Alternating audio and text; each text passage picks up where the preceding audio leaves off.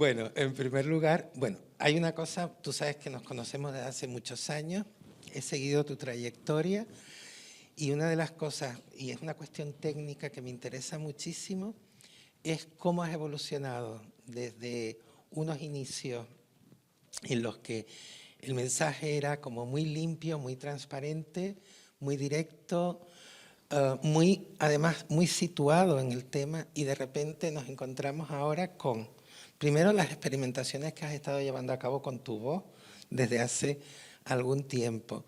Después, toda la inclusión, que eso no es novedoso porque tú trabajas fundamentalmente con una autoetnografía artística fundamental, y de ahí que empecemos a conocer ya pues a tu familia, a tu pueblo, a tu reacción cuando llegaste por primera vez a un ambiente urbano, etcétera. Pero además ahora has mezclado también elementos de la cultura tradicional, generalmente considerados de manera inferior a los patrimonios, frente a los patrimonios muebles e inmuebles. El patrimonio inmaterial y popular, recuerden que está muy despreciado, fundamentalmente porque está vinculado a la transmisión particularmente femenina, y por eso no aparece dentro de los grandes patrimonios. Y ahora incluyes todos esos elementos con un tema que además es un tema que en Canarias, particularmente gracias a TEA, estamos empezando a trabajarlo, y el TEA está convirtiéndose en un pequeño archivo. Es más, en una de las grabaciones es de la charla de EMI sobre el que hicimos del archivo del SIDA. ¿Cómo se dan estos procesos? O sea, ¿en qué momento está?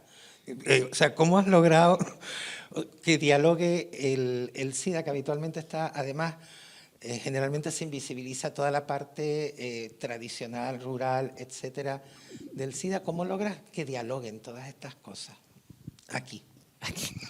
Pues me sería como muy difícil responder esa pregunta porque de verdad que no existe como ninguna voluntad consciente previamente, sino que una comienza un proceso, tú lo sabes bien también, y parece que la vida como te va llevando a una serie de lugares que eran totalmente imprevistos en ese momento, y solo se trata como de encontrar esas conexiones, al menos las que yo encuentro en este caso, pero que están ahí de algún modo latentes. Solo se trata como de destapar un poco esas conexiones y visualizarlas, ¿no? Y traerlas al espacio y compartirlas. Pero es cierto que en lo que respecta, como decías, al canto lírico, que es algo que estoy desde hace apenas 6 meses, pues ahí empezando. Luego toda la tradición popular, que también tiene como mucha importancia en mi vida.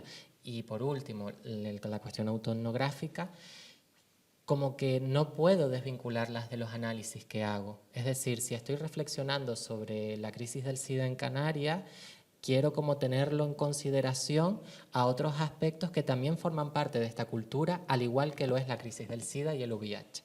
Porque como sabemos, aunque se esté tratando o se haya tratado de invisibilizar, de borrar, de apartar, forma parte de nuestra cultura. Es decir, esa crisis dejó una huella muy importante en distintas generaciones y que a día de hoy yo, que soy de una generación posterior, del 95, continúo pues experimentando las secuelas del estigma, las secuelas nada más, ¿no? Porque evidentemente yo lo dije la semana pasada en el taller que compartimos allí en la Biblioteca de Arte, puede ser interpretado como problemático el hecho de que yo me defina a mí misma como seropositiva a nivel emocional, pero pienso que sería problemático si fuera, pienso yo, ¿no? Si el cuerpo que está emitiendo ese mensaje, el mío en este caso, fuera el de una persona cis hetero, ¿no? Una persona que de algún modo está al margen de todo ese estigma. Pero como vimos la semana pasada y como también les traje hoy algunos flashes, como decía Pepe,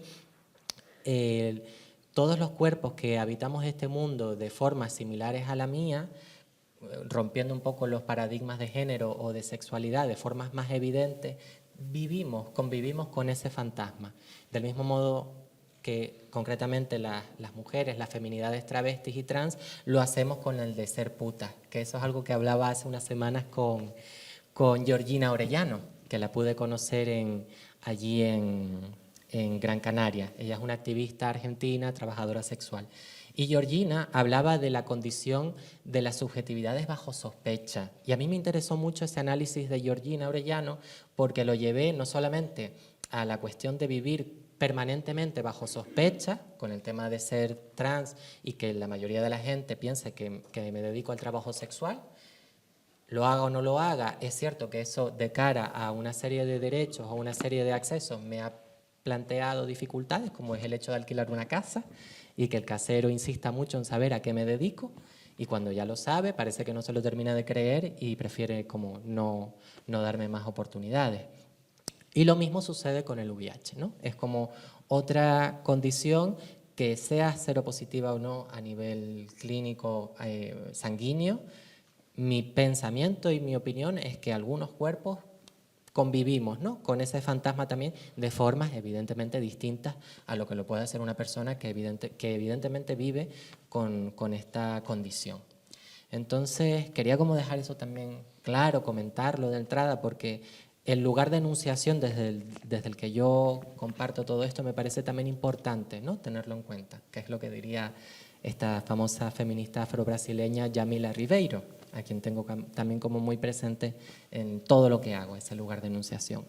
Perfecto. Sí, es muy importante porque, primero, hablas desde una generación que no vivió, entre comillas, todo lo que fue el principio de la enfermedad, que además fue brutal, porque hay que recordar que coincidieron dos gobiernos conservadores en los dos principales países, Margaret Thatcher y Ronald Reagan, y pues empezó con toda esta, digamos, discursos en el que se mezcló lo político, lo religioso, lo judicial, lo médico, etcétera. Hay una cosa que tiene que ver también con el formato, ¿no? La performance tiene un elemento ritual importante, aunque se quiera en muchas ocasiones desmontar, transgredir el elemento ritual es esencial en la performance, ¿no? Aunque en muchas ocasiones se parodia incluso lo ritual. Sin embargo, tú has decidido, entre comillas, reivindicar o rescatar ese elemento ritual. Hay algunos elementos de una religiosidad transgresora, heterodoxa, como puede ser la de Pedro Lemebel. Hay que recordar que también hizo una Sagrada Cena travesti alucinante, que la pueden ver en YouTube también. Es decir, hay una religiosidad fundamental en Pedro Lemebel, pero también en algunos elementos que has incluido, por ejemplo, el rezo del socorro, has incluido las referencias a San Sebastián, y luego un elemento que a mí me pareció muy bonito, porque además, a lo mejor no sé si se dieron cuenta, que nosotros llamamos esperma a lo de la vela, y por tanto hay un elemento del semen también ahí ritualístico muy importante. Entonces, ¿cuál es tu relación con ese discurso religioso en el que, por un lado, negocia la transgresión con la ortodoxia católica más, vamos, más normal, más normativa? O más reaccionaria, que diría Miguel, añadiendo pues un elemento también valorativo importante. Pues fíjate, yo siempre digo que yo vengo de una educación y de una tradición fundamentalmente católica. Soy de Buenavista del Norte y allí la cultura se embebe, entre otros muchos aspectos, del dogma cristiano. Es más, yo fui monaguillo con 8 años, con 8, 9, 10 años. Y para mí el hecho de ser monaguillo en la Iglesia de los Remedios de Buenavista del Norte me permitió pues vestirme con una serie de prendas que para entonces, en esa época en mi vida, eran completamente prohibidas o de algún modo coartadas, que era, bueno, en nuestro caso eran como sotanas o elementos como con vuelo, que eran faldas en definitiva, tanto las que llevaba el párroco como las que llevábamos los monaguillos, que fueron en definitiva mi primer vestido, ¿no? Fue la primera oportunidad que tuve de no ponerme pantalones. Y luego también una serie de colores que tampoco están adscritos a la masculinidad, que son el púrpura, el fucsia, el violeta. Y siempre recuerdo una reflexión de Coral Herrera Gómez que decía que no hay nada más queer que un cura, que un sacerdote, porque guardan celibato, se visten con colores no adscritos a la masculinidad, con faldas y con joyas, en fin, como que le daba una revisión a esa figura bastante socarrona, ¿no? Bastante divertida. Pero al final también como con una proyección que a mí me interesa mucho y es cómo funciona el género en las parroquias, en las iglesias, en las comunidades cristianas. Porque tú lo sabes bien, como lo sé yo, aun siendo de aquí del Toscalero, y yo de allá de la otra punta, sabemos que históricamente han sido las maricas, las travestis, las bolleras, junto con mujeres también, muchas veces al margen de las normas del género, por haberse quedado viudas, por haber sido solteras toda la vida o por ser mujeres con otra reputación, las que se han encargado de cuidar, de vestir, de limpiar, de engalanar las iglesias, los santos, las vírgenes y todo lo que es la parafernalia católica cristiana. Y a mí eso me interesa mucho, porque creo que de algún modo estas comunidades han y hemos convivido entre, evidentemente, la discriminación y el prejuicio, pero al mismo tiempo el reconocimiento comunitario. Porque en mi pueblo, las maricas que vestían a la Virgen y engalanaban el carro con el que se hacía la procesión, gozaban de un estatus dentro de la comunidad. Se respetaba su opinión, se respetaba su criterio y sus decisiones eran tomadas en cuenta. Evidentemente eso no quita lo que después sabemos que existe en la Iglesia Católica con relación a esto, ¿no? Pero a las diversidades sexogenéricas. Pero creo que es como un espacio ambiguo el que se da. Lo vemos también aquí en la ermita de la Virgen de Regla, con Chani, que es camarera de la Virgen desde hace un montón de años y es una mujer transexual. Y bueno, en otros muchos puntos de Canarias. También sé que sucede en Andalucía, que se estrenó hace poco el documental Dolores Guapa, ¿no? que está disponible por ahí ya, no sé, en alguna de estas plataformas, donde se profundiza más en torno a esta relación. Y a mí me parece interesante porque de algún modo nos propone, o al menos nos trae sobre la mesa la posibilidad de reapropiarnos de todo ese imaginario que también nos pertenece y al que podemos darle la vuelta y plantear otras lecturas. Y aquí, con respecto a lo que comentas de estos momentos rituales, de nuevo se dieron, como ejemplo de lo que comentaba antes, se dieron como estas coincidencias casi mágicas, ¿no? Me gusta decir, porque yo empecé con Claus Nomi, con todo este tema de las tesituras de contratenor, de sopranista, todas estas voces que rompieron como Claus Nomi, o yo un poco ahí también empezando, que tenemos como una voz natural como esta, pero después a la hora de cantar y hacer el registro de cabeza proyectamos sonidos totalmente distintos y que además se ascriben a lo femenino, ¿no? Como son unas tesituras, unas octavas más elevadas que otras. Y leyendo su biografía, investigando sobre Claus Nomi, me entero que efectivamente hizo este ritual que también tradición en Alemania, concretamente en Navidades, de verter plomo en agua, ¿no? Y ver qué figurilla sale, y con esa, bueno, hay como un presagio. Y un tiempo después, una semana o dos después, estoy revisando todo lo que es mi repertorio de la agrupación folclórica a la que pertenezco y me paro en una de las canciones que ya habíamos cantado el año pasado, que se llama Noches de San Juan Bendito, que tienen disponible en YouTube, con distintos grupos que la cantan.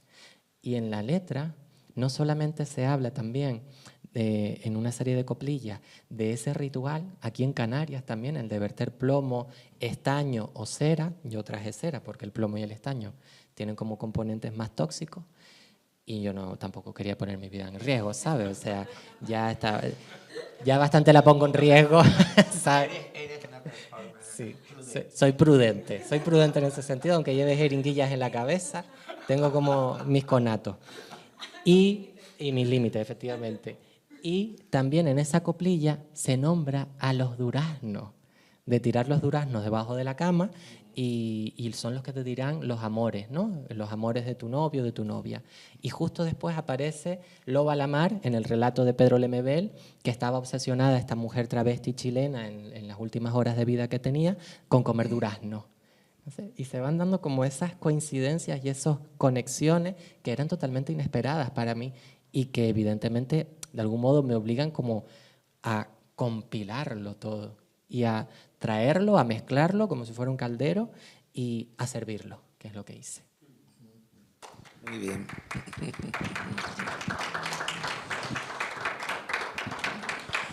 Bueno, y ahora la última para pasar la palabra al público. Hablabas efectivamente en los cortes grabados, hablaba fundamentalmente, en primer lugar, de que efectivamente no hay una historia del SIDA en Canarias todavía, desgraciadamente.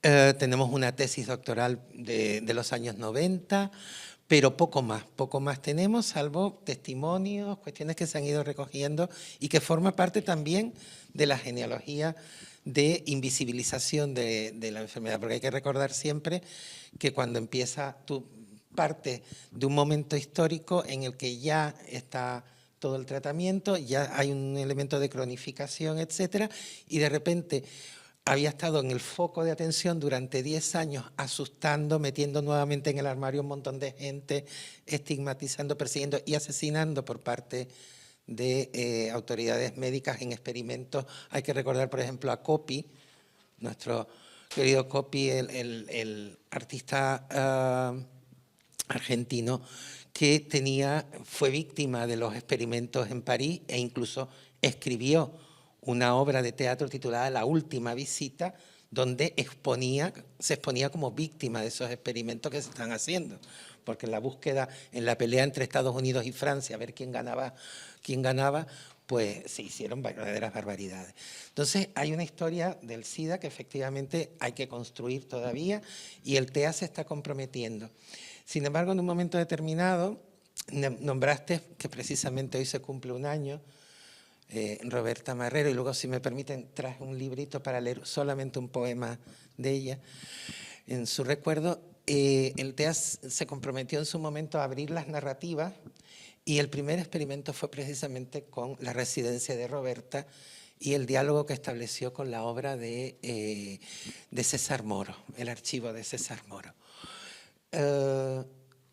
Como artista, como performer y como persona también muy comprometida desde tu seropositividad emocional, ¿cómo se puede integrar esta narrativa en el museo ahora? Esto ya es una pregunta de ¿qué harías para, aparte, bueno, venga, vamos a suponer, a ver, no está el director, así que nos lo podemos plantear. Aprovecha ahora. Aprovecha ahora. ¿Qué harías para romper estas dinámicas que denunciabas en alguno de los cortes? Yo pienso que el primer paso está en revisar todo aquello que se ha escrito y se ha publicado, sobre todo en web, que esto todavía es modificable. Si hablamos de catálogos, ya lo que está escrito y publicado e impreso no se puede cambiar. Pensémoslo de aquí en adelante, tengámoslo en cuenta, pero en las páginas web es tan sencillo como ir a la web como tal y modificar los textos. Y efectivamente, en lo que respecta a Juan Hidalgo, que hablé de su obra, de Rosa, Espejo y Condón, y de la información que aparece en la página web de TEA, porque esta obra pertenece a la colección del centro.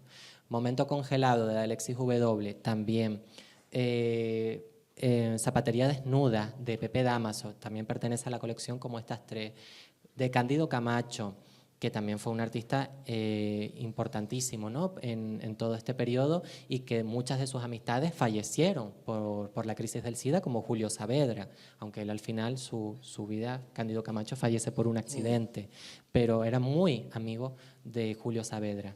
Y como ellos, otros muchos artistas que también pertenecen a esta colección o que han pertenecido en momentos puntuales a las exposiciones temporales del centro. A mí me gustaría, pienso, y es mi opinión, no sé qué opinarás tú y el resto, pero pienso que esos textos se pueden revisar y hasta incluso reformular para incorporar toda la dimensión de la crisis del SIDA que impactó en la producción de su obra. Porque si estamos hablando de producciones desde los comienzos de los 80, en los 90, o incluso posterior, como sucede con Alexis W. y su trabajo ya en Madrid en 2009, 2008, 2007, evidentemente a estos artistas, ya estén en vida o ya hayan fallecido, la crisis del SIDA impactó no solamente en su obra, sino en sus propias biografías, de una o de otra manera. ¿Por qué un centro al cual pertenecen como parte de su colección distintas obras de estas autorías ni siquiera contempla ni menciona esa palabra? Evidentemente yo pienso que es porque todavía está operando en esos imaginarios el estigma. O sea, es que no existe otra razón para deliberadamente no hablar de la crisis del SIDA en relación a la obra, por ejemplo, de Cándido Camacho, que no quiere decir que él fuera seropositivo, que no se trata de sacar a nadie del armario, ni señalar a nadie, ni ponerle a nadie como esa categoría. Se trata de hablar de un contexto sociohistórico, cultural, jurídico, médico, como tú acabas de decir, en relación a una serie de obras. Es que esta gente no producía encerrada en su casa sin asomar el hocico para afuera, es que esta gente estaba inmersa en una crisis que les señalaba, porque además estoy hablando de artistas que se han visibilizado como homosexuales, no estoy hablando de cualquiera. Entonces, creo que ese es el primer paso. También sé que hay algunas que son, me parecen muy prudentes, ¿no? Algunas reticencias con respecto a esto de cara al legado familiar, al honor familiar, que también es un tema que se las trae y que a veces pues estamos como jugando con aspectos un poco delicados. Pero, como digo, no se trata de visibilizar a nadie, ni de sacar a nadie del armario, ni de manchar el honor de nadie. Si estamos de acuerdo en que decir que alguien que fue seropositivo no implica manchar el honor de nadie. O sea, que quien piense eso, de nuevo, creo que está reproduciendo esa lógica del estigma. Entonces yo creo que va por ahí ese primer paso. Aparte de, evidentemente, como tú dices, toda la línea que se está comenzando a trazar ahora mismo TEA como ese posible archivo de cara al futuro. Vale. Bueno, pues ahora abandono mi privilegio y ya pues me pongo a ver, Miguel, siempre y cuando no digas que por qué empezamos 5 minutos tarde, porque no te pienso dar el micrófono. Yo ahí soy radical porque soy del Toscal. Venga, exacto, así. Salud a todas las personas. En primer lugar, me surgieron un torrente de preguntas, pero no quiero ser protagonista de aquí, en ningún sitio. Y con respecto a lo que tú estabas planteando ahorita mismo, la condición sine qua non de la valentía es tener miedo y dominarlo. Por lo tanto, desde mi punto de vista, es ética y valentía. Y ya concluyo. Gracias, Miguel. Vamos a abrir la conversación a quien quiera intervenir. Sí. Pero comenta tú lo que quieras. No, para nada. Gracias, Miguel. Estoy de acuerdo contigo. Eso. No, yo quería dar las gracias nada más por lo bien que hablas. O sea, me ha encantado cómo lo has montado, cómo te has expresado luego, cómo nos has hecho partícipe para poder entender todo esto, que es muy complejo, y lo has hecho bastante sencillo para poder entenderlo. Imagínate que llegas a un nivel -1, 0 o 1, ¿no? Yo estudié sociología y la verdad que me reconozco con todo lo que tú comentas, con todas las teorías queer, con todas las autoras que has ido nombrando, y me parece que lo haces de manera muy sencilla y que apela muy directamente, y eso es emoción pura y es arte, ¿no? Y tanto esta señora como yo, que hemos estado viéndolos y no nos conocemos, nos hemos quedado súper emocionadas, así que simplemente te queríamos agradecer pues este acto, ¿no?, que has hecho, y nada, eso, era agradecer al artista pues su obra. Gracias. Gracias. Muchas gracias. Sí. ¿Alguna pregunta, cuestión, reflexión que quieran compartir? ¿Sí? Mira, por ahí hay 2 manos levantadas. Hola, Inesa, soy Paquito Nogales, aunque Hola, no Paquito. lo parezca, que me han quitado la barba. Sí. Y no me reconozco ni yo. Sí. Antes de nada, te doy las gracias por el trabajazo que has hecho, hermosísimo, y por todo el trabajo de investigación que tienes detrás. Te doy las gracias también porque has huido de los tópicos del VIH y no has citado a Spaliu, que ya estoy un poco hasta ahí mismo de Spaliu, y también de Freddie Mercury, ¿no? Y has ido a Klaus Nomi, que es injustamente olvidado, absolutamente, y muy sexualmente sospechoso, porque a pesar de el ser francamente marica, también adoptaba en su vestuario, tenía mucha sospecha travesti, también no era un marica al este. Te doy también la bienvenida al mundo de los seropositivos. Yo soy seropositivo desde hace 39 años y te doy la bienvenida porque la seropositividad emocional he visto clarísimamente cómo existe. O sea, y que seas sospechosamente seropositiva, o sea, lo he visto clarísimo, se me ha abierto la mente, ¿no? Totalmente, ¿no? Según estabas hablando al principio, me venía un personaje del Mundo según Garp, que ahora no me acuerdo quién es el escritor, y la madre de Garp era sexualmente sospechosa porque no tenía relaciones sexuales con hombres. Entonces todo el mundo pensaba que era lesbiana, pero ella era simplemente asexual, pero se la calificaba de lesbiana porque era sexualmente sospechosa. Igualmente te he visto a ti como serológicamente sospechosa también. Luego has sacado a las sospechosas estas que van a la iglesia, las viudas, las que no se casan y demás, también está esa sospecha. Pero esa sospecha serológica, vamos, bienvenida, totalmente.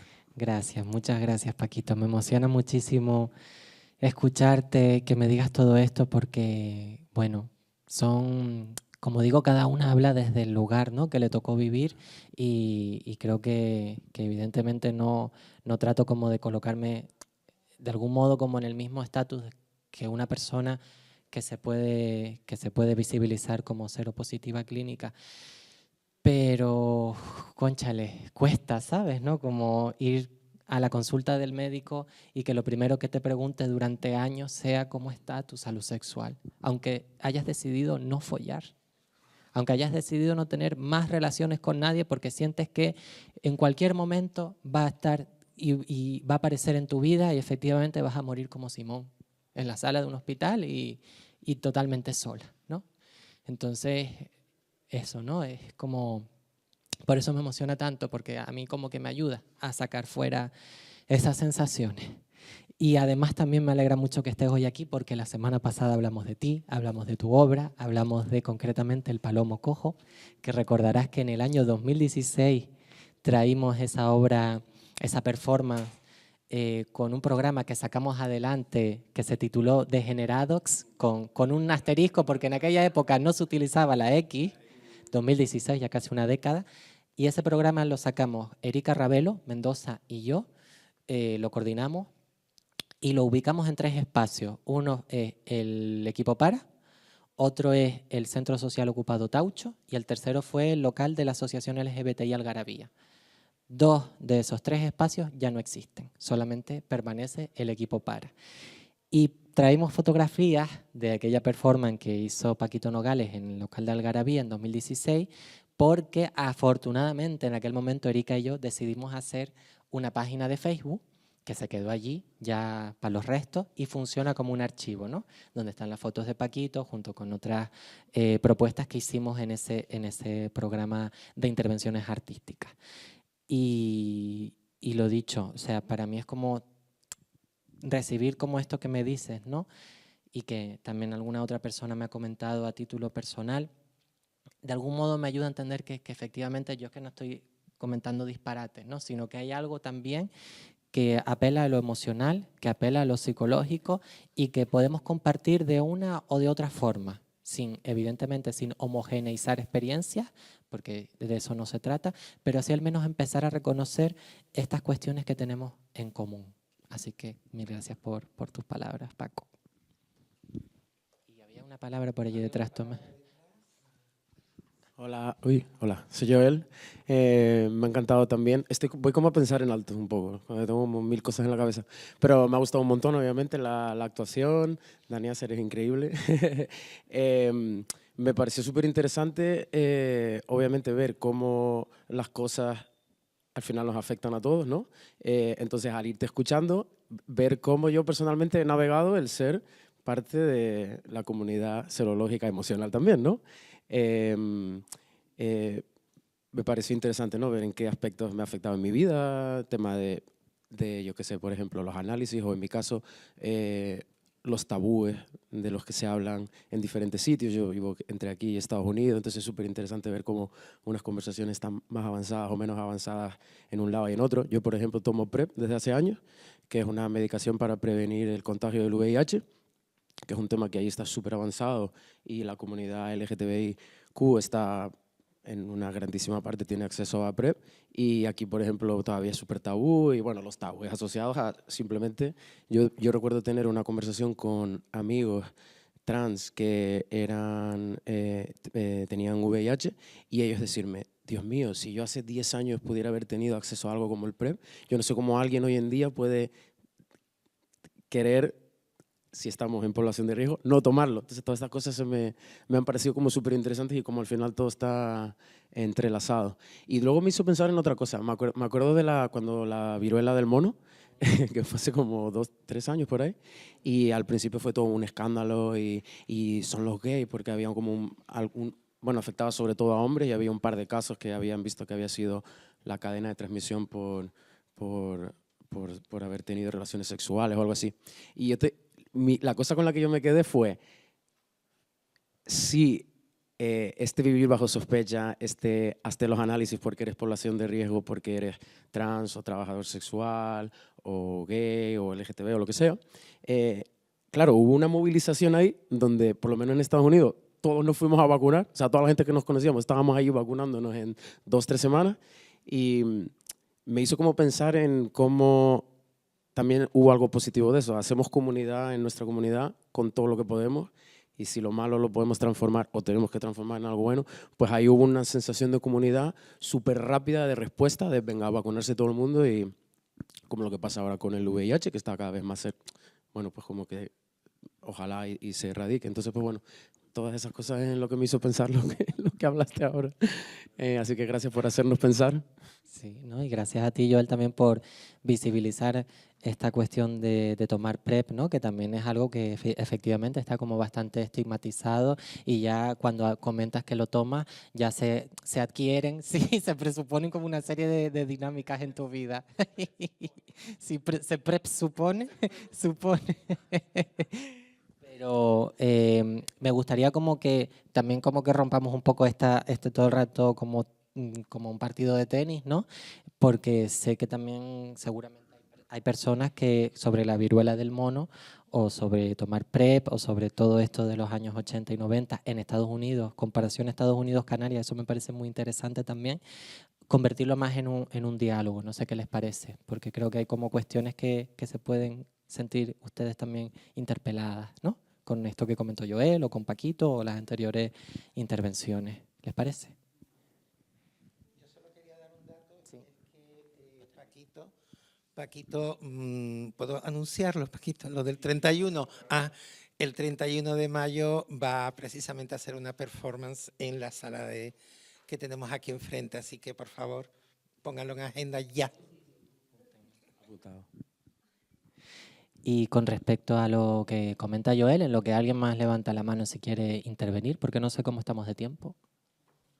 Mira, por ahí hay una mano. Sí. ¿Alguien me puede decir qué hora es por casualidad para ver qué? Vale, ok, muy bien. Pues voy a llevarle el micrófono allí a Elena. Ya tiene, vale. Gracias. Y ahora te lo dejo a ti también. Hola. Hola. Nada, gracias por la performance, estuvo súper guay. Yo quería preguntarte si me podrías recomendar algún artista que reflexione sobre el cruce entre el lesbianismo y el VIH. O si conoces la obra de alguien que me pueda invitar a reflexionar sobre eso. Vale, yo te pediría que esta pregunta que también se dirija a todo el mundo, porque Bueno, la dirijo a todo el mundo. evidentemente conozco como más todo lo que tiene que ver con la homosexualidad. Te respondo brevemente, que básicamente es no.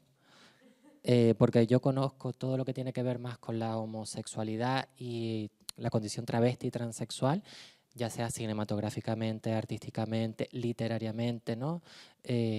Con distintas personas que conozco, autorías, pero es cierto que lo que respecta, desde mi punto de vista, al lesbianismo y a la condición del VIH, es como un mundo que se plantea como desconocido para la inmensa mayoría de la sociedad e incluso para quienes estamos dentro de este espectro, ¿no? De lo LGBTI, como comentábamos antes. Entonces, no sé si alguien tiene alguna referencia que la quiera compartir, de artistas, decía, también vale escritoras, sí, autoras, en cualquier películas, sí, vale, lo ok, que sea. vale, pues si alguien tiene alguna referencia. Yo conozco autoras típicas como Judith Butler o Colbert Preciado que te hablan pues esto de las teorías de género y toda esta performatividad, pero ya tan específico, no. Sí, yo no. ¿Quieres el micro?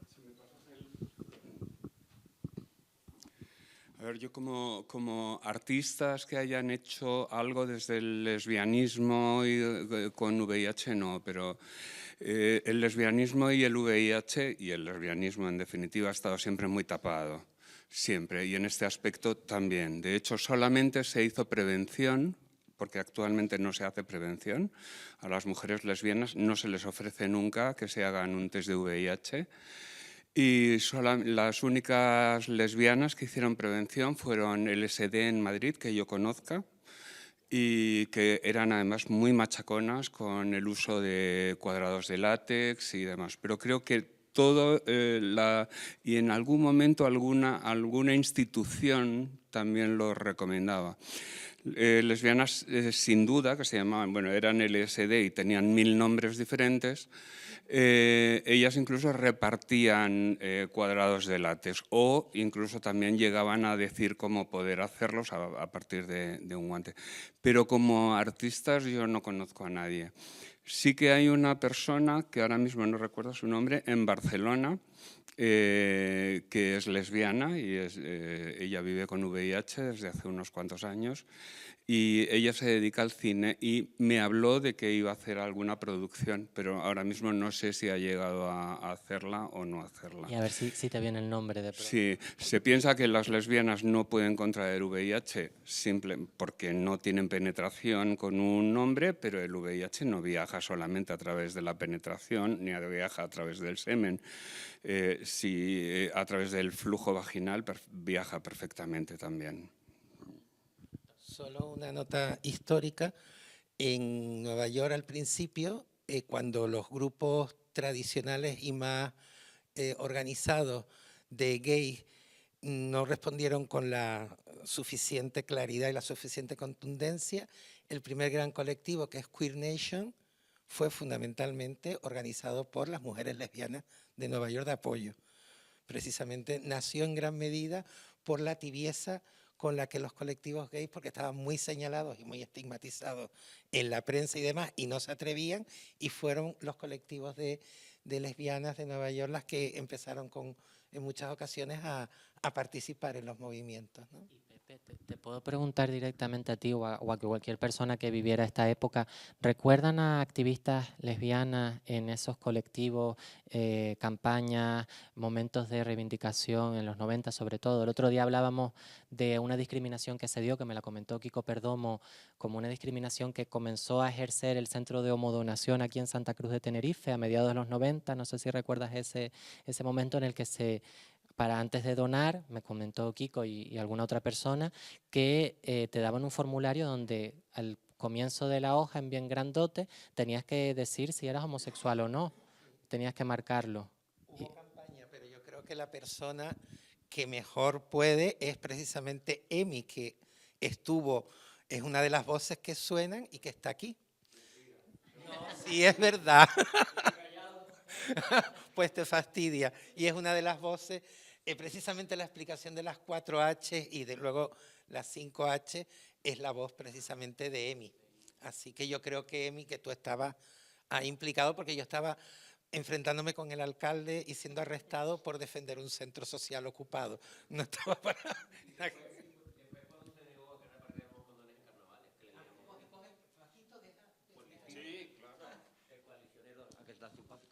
Bueno, buenas.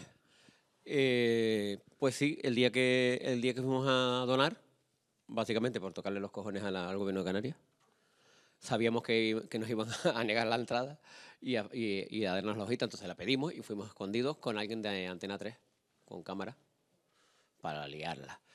Y más de la mitad eran lesbianas. Estamos en el colectivo, eran los primeros años y además a mí me daban pavor, eran más cañeras que nosotros, pero bastante más cañeras que nosotros. O sea, nos dejaban atrás.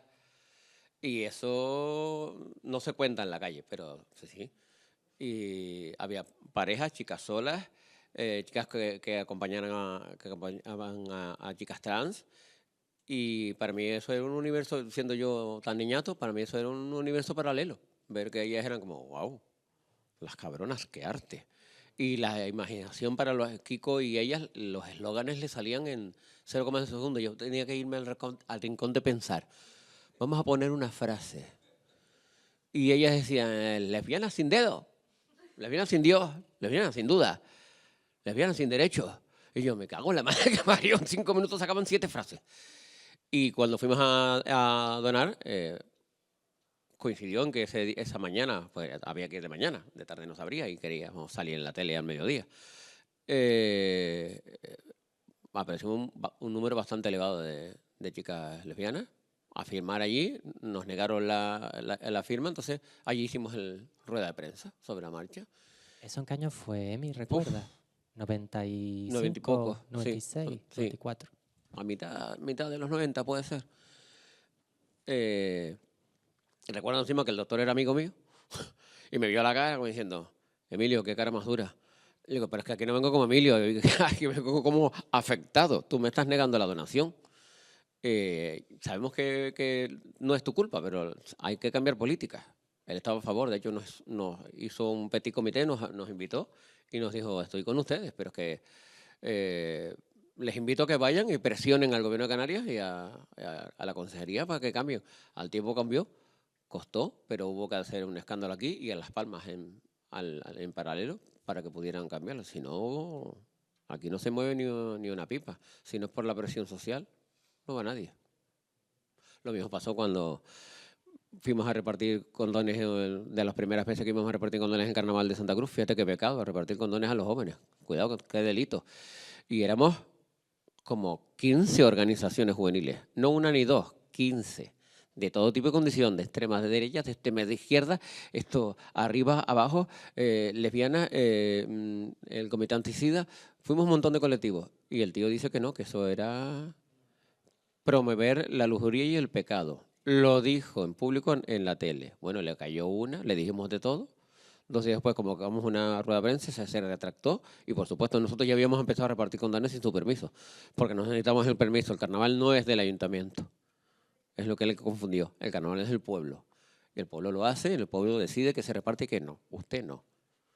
Entonces se tuvo que retractar. José Emilio, me acuerdo porque yo me llamo Emilio José. Y desde entonces le he cogido una rabia a ese nombre, José Emilio. No me acuerdo el apellido, pero lo borré.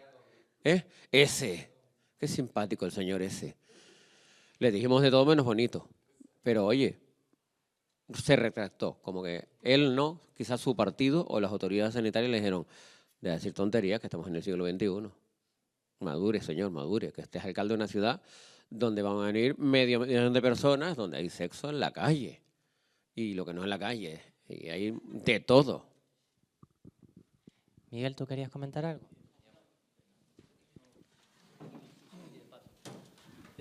Lujuria y pecado es el nacionalcatolicismo en su más esencia cuestión, ¿me entiendes? Que sigue subyaciendo de una forma, si quieres, subliminal. Bueno, la otra preguntilla, así para terminar, esa diadema que porta tiene que algo que ver con la diosa de la libertad de EEUU.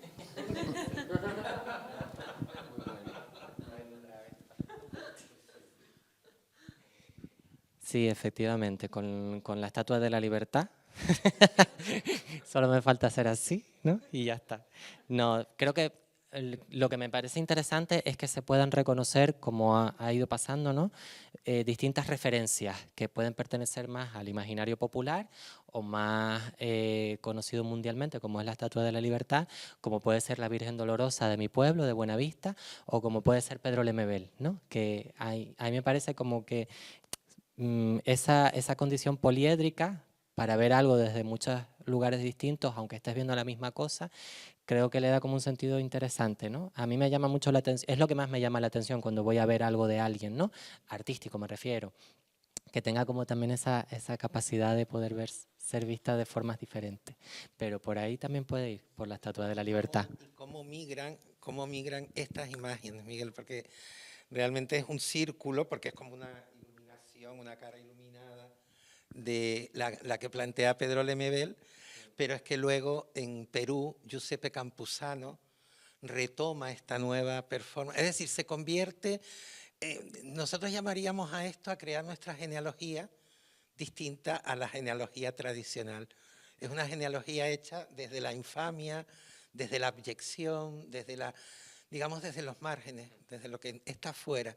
Y por tanto, esta corona, efectivamente, en los lugares ortodoxos y reaccionarios, como tú decías al principio, es una corona de oro y demás, pero cuando la resignifica un colectivo perseguido, pues lo convierte precisamente, este elemento que trae la muerte, también lo convierte en un elemento de poder. Es un elemento de resignificación de la genealogía artística que hoy hemos visto además cómo has dialogado con todas ellas y me ha encantado. Bueno, pues yo creo que si quiere, si hay alguien más. De todas formas, no se olviden, Paquito Nogales, 31 de mayo, aquí enfrente. Muchísimas gracias por participar. Gracias, Daniasa, por este lujo de trabajo. Vamos a darle un fuerte aplauso y antes de irnos, les puedo entonces, Daniasa, con tu permiso, con el permiso de ustedes, hoy se cumple un año del fallecimiento de Roberta Marrero y sencillamente como tanto Daniasa como yo participamos en un programa de trans que permitió que ella estuviera dialogando con las obras como nos ha planteado antes Daniasa en su propuesta de museo. Voy a leerle sencillamente en homenaje a Roberta este poema de su libro Derecho a cita. Mi plan B. Suicidio, no tengo agallas. Puta, no tengo cuerpo. Donante, no tengo corazón. Cupletista, no tengo voz. Madre, no tengo útero. Poeta, soy analfabeta. Boyera, ya quisiera. Objeto, no tengo belleza. Flor, no tengo olor. Amar, no tengo tripa. Cura, no me gustan los niños. Santa, no tengo estigma. Creo que voy a volver al suicidio.